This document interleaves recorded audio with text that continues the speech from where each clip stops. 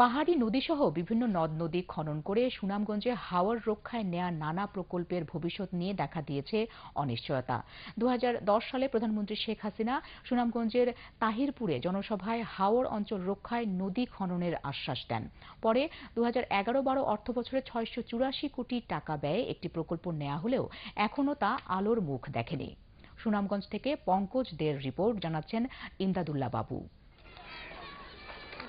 অকাল বন্যা ও পাহাড়ি ঢলের কবল থেকে হাওর অঞ্চলের ফসল রক্ষায় হাওর এলাকায় আগাম বন্যা প্রতিরোধ ও নিষ্কাশন উন্নয়ন নামের এই প্রকল্পটি হাতে নেওয়া হয়।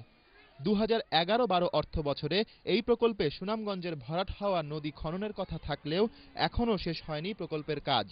হাওর অঞ্চলের পাহাড়ি নদী জাদুকাটা, রক্তি ও বৌলাই নদী খনন করলে অন্তত 9টি হাওর রক্ষা পেত বলে মনে করেন হাওরবাসী।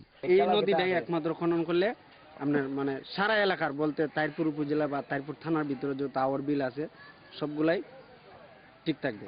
এই হাওরগুলার নদী খনন না হওয়া পর্যন্ত হাওরগুলার কোনো নিশ্চয়তা নেই। নদীটার জন্য দ্রুত এবং অতি তাড়াতাড়ি খনন করা হয়, ওইলে যেন এটা ভালো হয় আর কি। নদী খননের আগেই বাঁধ হলে মানে নদী এবং বাঁধের যে সামঞ্জস্য, এই সামঞ্জস্যটা থাকবে না, না থাকার কারণে এই বাঁধগুলো কাজে লাগবে না। আর প্রকারান্তরে আমাদের এখানে নদী খননটাও শেষ পর্যন্ত হবে কিনা সন্দেহ। তবে স্থানীয় পানি উন্নয়ন বোর্ডের প্রকৌশলী জানান, অভিযোগ যাই হোক গুরুত্ব সহকারে এই প্রকল্পটি তাঁদের বিবেচনায় রয়েছে। অচিরেই আমরা অনুমোদন সহ খননের কর্মসূচি হাতে নিতে পারবো। এটা দীর্ঘদিন যাবৎ ভরাট হওয়াতে নদীর কিছু কিছু অংশে মানুষ আসলে প্রবেশ করে ফেলেছেন, অর্থাৎ ওই জায়গাগুলো খাস জমি, কিন্তু মানুষ বসবাস করছেন।